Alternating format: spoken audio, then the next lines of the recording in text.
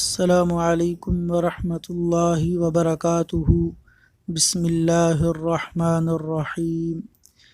رسول اکرم صلی اللہ علیہ وسلم نے فرمایا، آدھی رات کو آسمانوں کے دروازے کھلتے ہیں اور ایک منادی کرنے والا اعلان کرتا ہے، کیا کوئی دعا کرنے والا ہے کہ اس کی دعا قبول کی جائے؟ کیا کوئی سوال کرنے والا ہے کہ اسے عطا کیا جائے؟ کیا کوئی مبتلائے کرب و بلا ہے کہ اس کی مشکل آسان کی جائے؟